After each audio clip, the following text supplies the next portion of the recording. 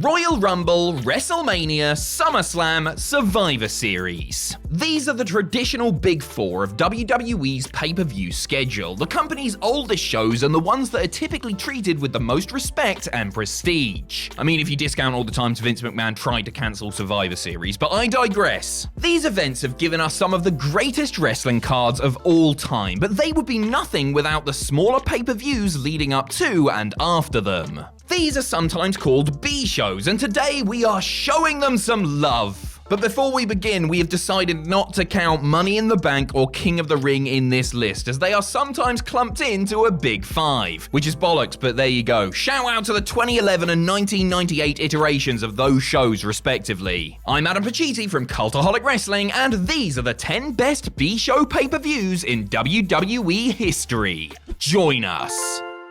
Number 10, Extreme Rules 2012. The night after WrestleMania 28, Brock Lesnar made his return to WWE for the first time in 8 years. The former UFC heavyweight champion strode out on stage, popped that one guy in a camo t-shirt really hard, and then laid out John Cena with a fluorescent green F5. This was all to set up Brock's first match back, an Extreme Rules match at, well, Extreme Rules, clues in the name. In the show's main event, the Beast and Big Match John knocked 7 bells out of one another in one of the most brutal matches the company had seen in quite a long time. Elsewhere saw 2 excellent World Championship matches, Sheamus versus Daniel Bryan in a 2 out of 3 falls match, and CM Punk defending against Chris Jericho in a Chicago street fight. It also had Brodus Clay versus Dolph Ziggler, but hey, nothing's perfect. A great undercard capped off with a brutal main event. You almost overlook the utter stupidity in having Brock do the job.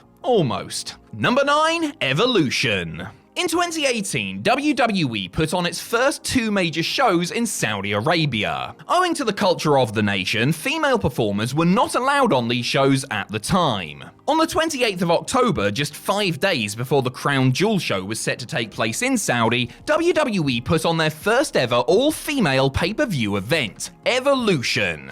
I'm sure these two things are in no way linked. A showcase of the best female talent the company had to offer, Evolution was a stacked card with a triple header of matches for the NXT, SmackDown, and Raw women's titles. Charlotte Flair and Becky Lynch stole the show with their insane last woman standing match, but applause must also go to Shayna Baszler and Kairi Sane, Nikki Bella and Ronda Rousey, and Mae Young Classic finalists Toni Storm and Io Shirai. Not only were the matches great, but this was also a celebration of the progress women's wrestling had made in the company.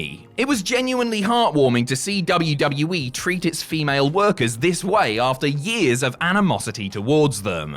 Still waiting on that second one though. Number 8, No Mercy 2002. About a decade before he battered Cena at Extreme Rules, Lesnar was battering The Undertaker at No Mercy 2002. The future Streak Breaker and Streak Breaky met inside Hell in a Cell for Brock's WWE Championship. It was a match so brutal that even Paul Heyman ended up getting color somehow as Brock put the dead man away to solidify his position as the next big thing. This show is also home to what many consider to be the greatest WWE tag team match of all time. In it, Chris Benoit and Kurt Angle teamed up to face Edge and Rey Mysterio to determine the initial holders of the WWE Tag Team Championships. These 4 had insane chemistry together, and the fantastic storyline of Angle and Benoit as a dysfunctional team underpinned this technical classic to perfection. Jamie Noble defeated Tajiri in a fun cruiserweight title match, and Triple H unified the World Heavyweight and Intercontinental Championships against Kane in a match that was more historic than,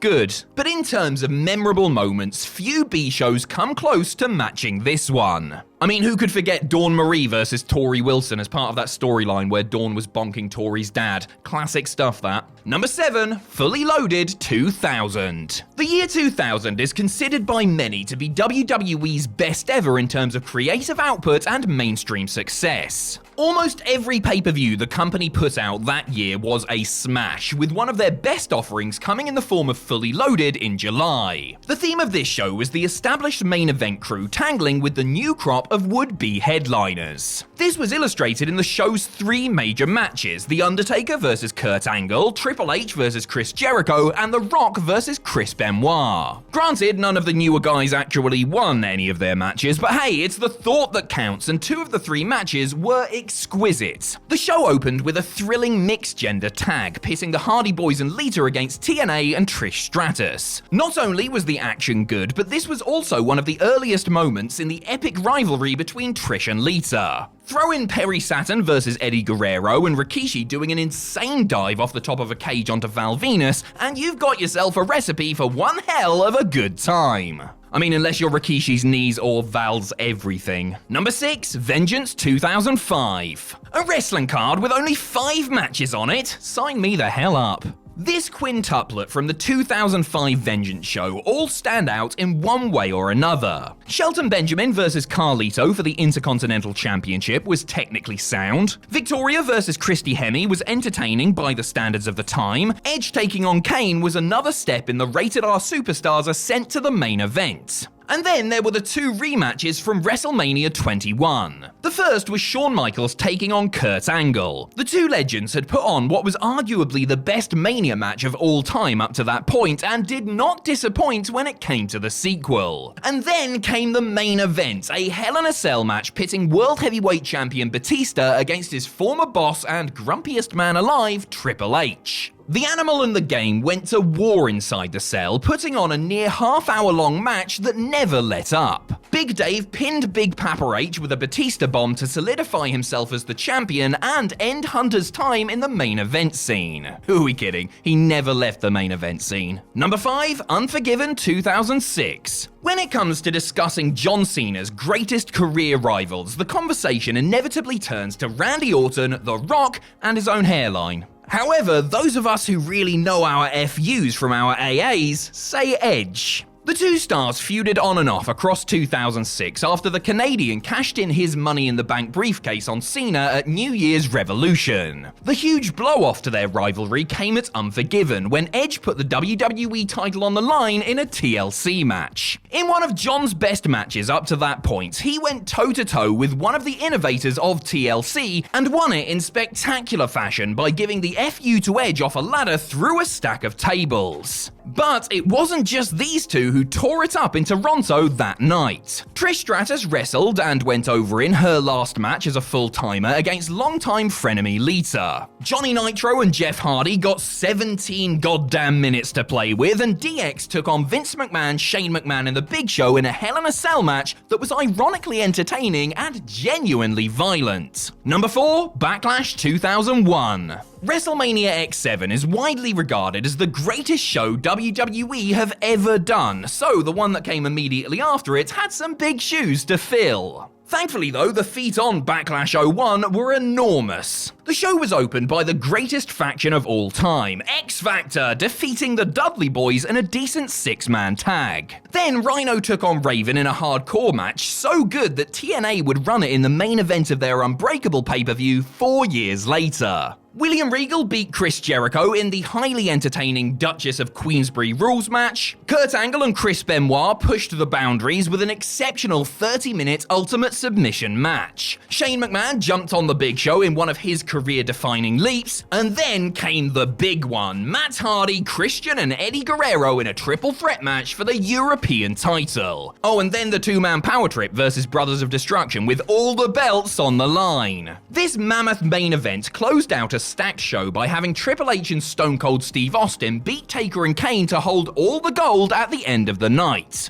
Do not sleep on this show, it's awesome. Number 3, ECW One Night Stand 2005. While some may prefer the 2006 iteration, which saw Rob Van Dam defeat John Cena to become WWE Champion, in our opinion, you just can't beat the original. Prompted by the success of the Rise and Fall of ECW DVD set, WWE decided to raise the extreme promotion from the dead for a night of ultra-violent nostalgia. The show presented a melting pot of matches featuring currently employed talent, former ECW talent, and a whole host of free agents. Lance Storm took on Chris Jericho Jericho as the Thrill Seekers imploded. Super Crazy, Tajiri, and Little Guido had another of their famous three-way dances, not triple threats, thank you very much. Rey Mysterio took on Psychosis in a throwback to their early days in America. And the main event was the Dudley Boys in full tie-dye glory taking on Tommy Dreamer and the Sandman, who got his full Metallica entrance and everything. Throw in Chris Benoit scrapping with Eddie Guerrero and Mike Awesome and Masato Tanaka ripping each other to pieces, bloody hell it was good, and One Night Stand is the perfect homage to the little Philadelphia-based company that could.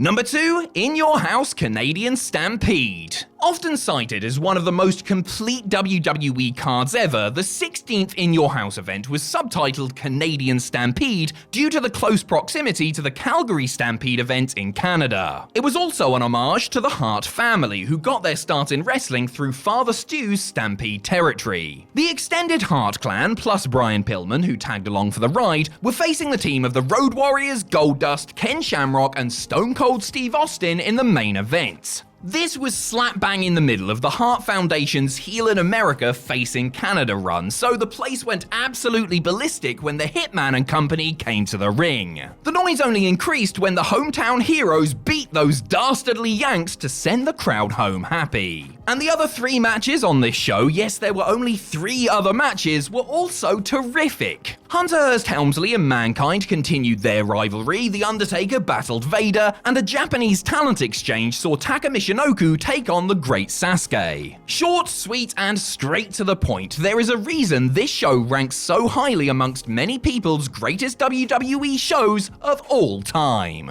Number 1, Backlash 2000. Edge and Christian versus DX, Dean Malenko versus Scotty 2 Hotty, Chris Jericho versus Chris Benoit, The Big Show parodying Hulk Hogan, Bubba Dudley putting Trish Stratus through a table. These are all good matches and great moments, don't get me wrong, but come on, you're all here for the main event. Mega heel WWE champion Triple H was putting his belt on the line against The Rock in a match that really should have main evented WrestleMania a month earlier. In one of the greatest examples of why wrestling was popular in the Attitude Era, this match is overflowing with drama. Rock is constantly fighting from underneath to overcome the game's various henchmen, including crooked referee Shane McMahon. And then, just as it looked like all was lost, the glass shattered. Stone Cold was supposed to be in The Rock's corner, but had failed to show up for the match. However, just when his old rival needed him the most, the Texas Rattlesnake showed up with a chair in his hand, laying out fools left, right, and center, allowing the Great One to reclaim the gold. Sometimes a good main event is enough to secure a show's place in history. Backlash didn't have a good main event, it had one of the all-time greatest.